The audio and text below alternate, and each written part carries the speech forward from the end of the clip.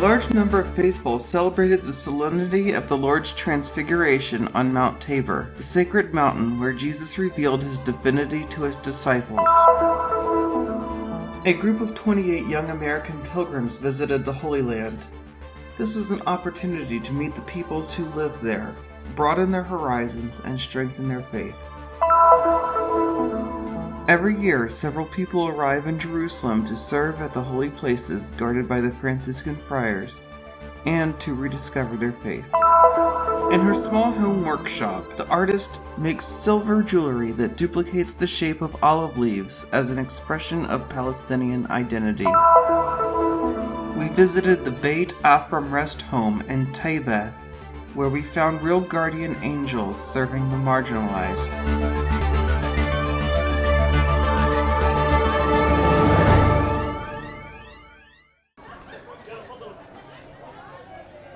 The celebration of the solemnity of the Transfiguration of Jesus took place here on Mount Tabor and started on the vigil of the feast, as soon as the local Christians arrived with their families.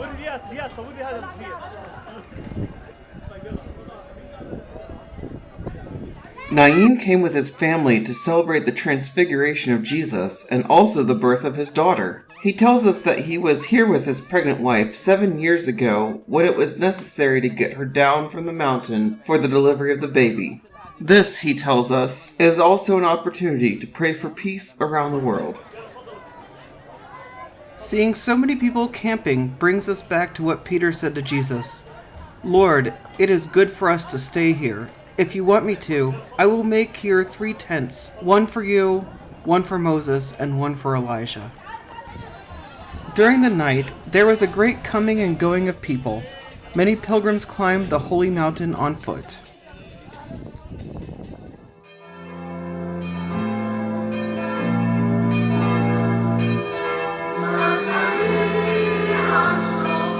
It is daytime now. The solemn Mass is being presided over by the Custos of the Holy Land, Father Francesco Patone. In his homily, Father Zahir Aboud, who has been carrying out his pastoral ministry in Galilee, explained how man was not created for darkness, illness, or tiredness.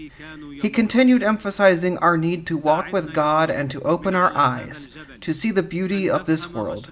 Being at Tabor, he pointed out, helps us to contemplate how wonderful creation and the face of God are. The celebration of this solemnity is very beautiful. Jesus reveals himself to us with his luminous face here on the mountain. Celebrating the Feast of the Transfiguration here on Mount Tabor is like drawing a little light from Jesus' face. It is a beautiful solemnity, not so much for the outward appearance, but, above all, for what the transfigured face of Christ evokes. It recalls paradise, beauty, and all that God wants to give us: life, beauty, glory, and splendor. We come to Jesus and for Jesus, like the disciples did. Being here enables us to understand that we need to detach ourselves from material things, to look to heaven, as earthly things often separate us from Jesus. Jesus did not choose this mountain for his transfiguration by chance. It is hard to climb up here, but he himself said, "If anyone wants to be a follower of mine, let him renounce himself and take up his cross and follow me." Let us now bless these branches from the... At the end of Mass, everyone went to the chapel that is the place where Jesus told his apostles, "Tell no one about this vision until the Son of Man has risen from the dead."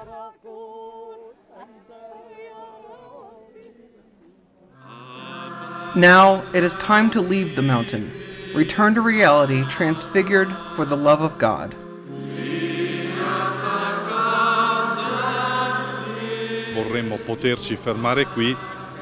We would love to stay here, but we too must descend from the mountain. As Jesus said, we must return to our everyday life, but we need to do so by bringing in our hearts the luminous face of Jesus and his word.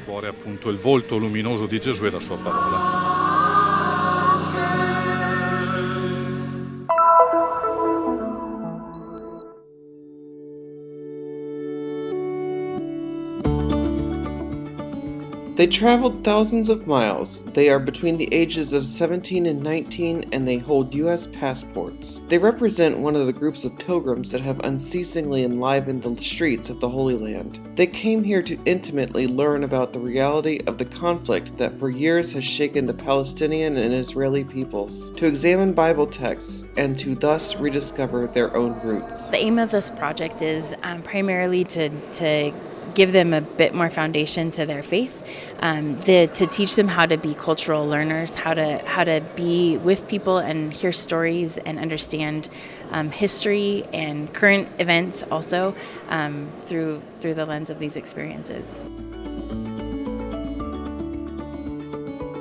The 28 participants, young people from different Christian denominations, attended a 3-week training course in June, before arriving in Jerusalem at the end of July for a 3-week journey. We've been visiting different biblical sites. We've also been meeting with different Jewish people, Palestinian people, Christian people, Muslim people, to get an idea of everyone's perspective and to understand this land based on the people who live in it. A visit to Galilee, meetings with Lutheran ministers, a visit to the Aida refugee camp in the heart of Bethlehem. There are so many opportunities to widen your horizon and your perspective. I decided to come to Israel with this group because I wanted to deepen my faith and really see the things that are in the Bible come to life. And I think it's really interesting to also learn about the Jewish culture and the Muslim culture and to see the different religions that interact here.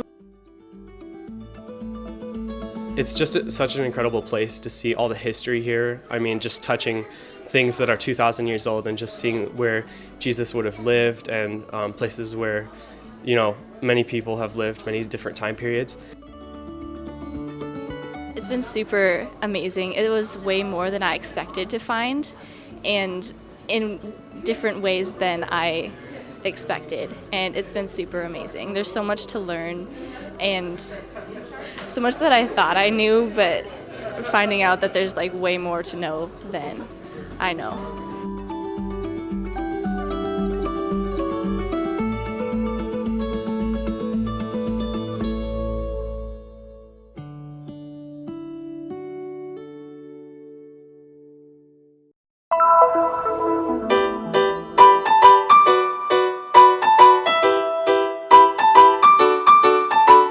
Francesca is retired. Christian is a teacher of religion. Alberto teaches religion too, but only in the morning. He is a swimming instructor in the afternoon. 3 stories that would never be intertwined except in the Holy Land. I came on a pilgrimage many years ago, and I fell in love with the Holy Land and with Jerusalem. A few years later, my nephew told me not to worry, that he would speak to the Franciscans. He is a priest who came here to study, and that is how my story in the Holy Land began. I have been here for the last 7 years. È stato un amore nato nel 2001 da un primo viaggio che feci. It was love at first sight during my first trip to the Holy Land in 2001, when I came with a group. This love has grown more and more, so for the last 4 to 5 years, I have been devoting my summer to the service of the sanctuaries of the Friars Minor. Sono venuto nel 2005 con un pellegrinaggio di una settimana. In 2005, I came on a pilgrimage for a week, but 1 week is not enough. We should come back and meditate about the experiences lived here. So I asked to be given the opportunity to serve the Church of the Holy Land and the custody of the friars. A servizio della custodia dei frati. They perform several tasks at the service of the Franciscans of the Holy Land. Some give a hand to the Shrine of the Flagellation, cataloging the finds that will be exhibited in the future museum. Others assist in the tailor shop of the custody, arranging clothes or liturgical linens. There are also those who simply make themselves available for any service to the friars and to their needs, experiencing in this way a new reward without compensation. Stando con I frati nei conventi, nei vari santuari di tutta la Terra Santa. The experience of being here to share with the friars the monastery life and to serve at the various sanctuaries of the Holy Land enriches my soul and gives me joy. We came here to help and to dedicate our time to the service of this beautiful land. We truly enjoy this Christian a experience. servizio di questa terra che è fantastica. The Holy Land is everything. It is where Jesus lived. Sometimes my mind pauses to think, wow, I am walking where Jesus walked, where he lived. Questo fascino della terra di Gesù è un fascino al quale The land of Jesus has a charm that cannot be resisted. The more you visit these sites, the more your love for these places increases.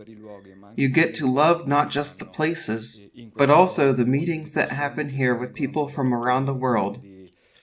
You find correlation between your faith and your life experiences and those of others, which makes us grow in faith. alla propria fede. Every year in the summer, many people who travel from different countries of the world return to Jerusalem and to the holy places guarded by the Franciscan friars to donate their time and to serve in the custody.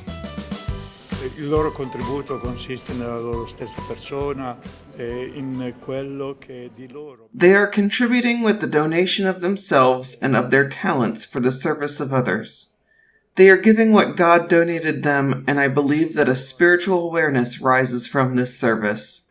The purpose of the custody of the Holy Land and of the Franciscans is, indeed, to enhance the spirit.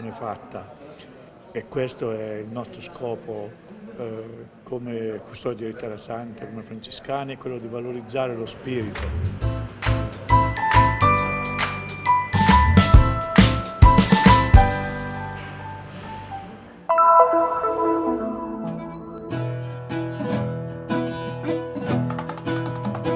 Nadia Abu Ghatas is a Palestinian artist from Beit Jala who comes from a family that has engaged in arts and crafts for generations. She chose to duplicate the shape of olive leaves to create her silver jewelry in her home workshop. I specialized in olive leaves because the olive tree is a blessed, generous, beautiful tree, which is also evergreen and has the ability to live up to thousands of years old. I, therefore, chose to create something typical of our Palestinian heritage. An activity that takes long hours, hard work, and high precision in the selection and design process. As a result of her good taste and skills gained through long experience in this field, from the choice of foliage through the whole production process to the packaging and marketing phase, Nadia manages to create small, beautiful jewels. After selecting the leaves, I hang them to a wax pole and coat them with plaster. Later, I place everything in the oven at 750 degrees for 12 hours. This will burn the natural leaf inside the plaster. On the next day, I melt the silver which I use to coat the plaster-dipped leaves. The desire to market products that reflect Palestinian identity is what prompted Nadia to choose as an important symbol in the creation of her jewelry, the olive tree, hoping to one day export her artifacts. My dream is that my necklaces, as signs of peace, can be found all over the world, so that everyone may learn about our struggles here in Palestine. However, despite all the psychological pressures we face, I want to show the world that we can still be creative.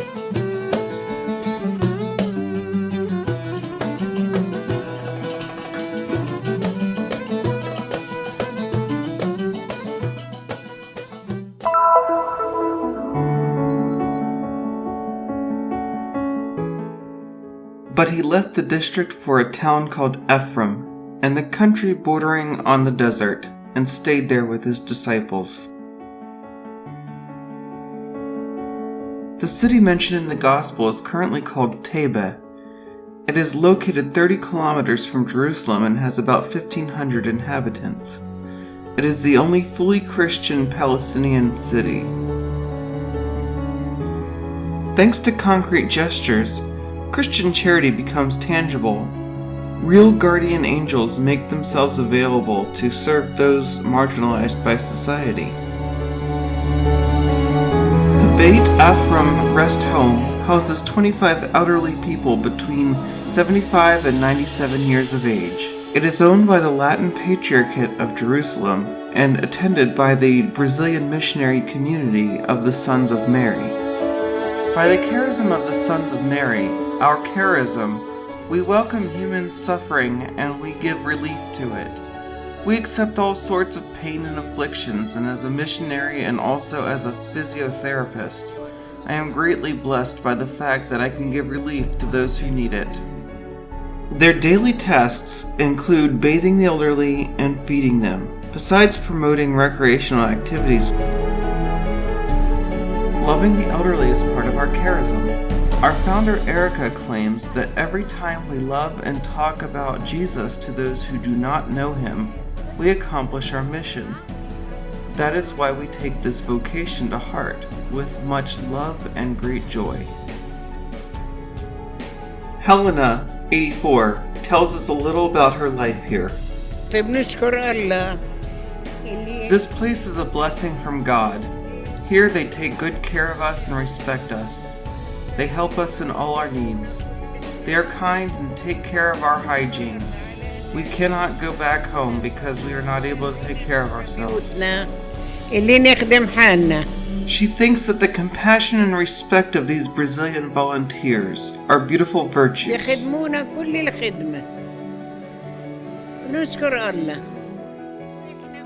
We ask God to bless them and to bless our families.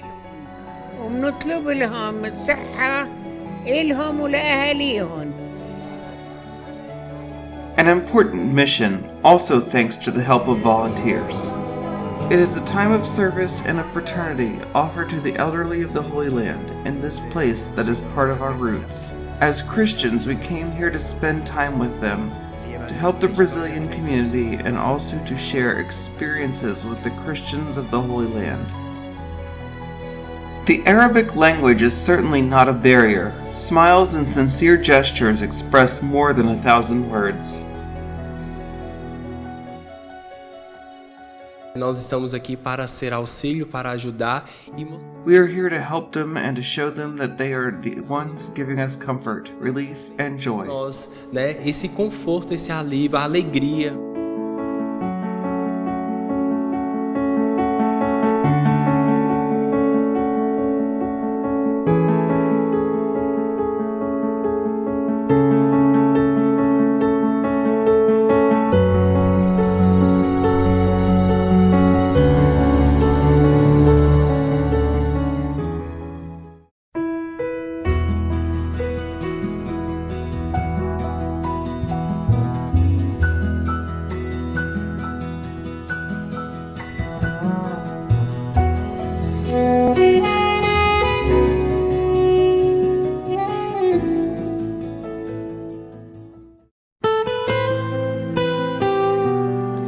The mission of the Christian Media Center is to bring the message of the Holy Land, the land of the fifth gospel, to the world.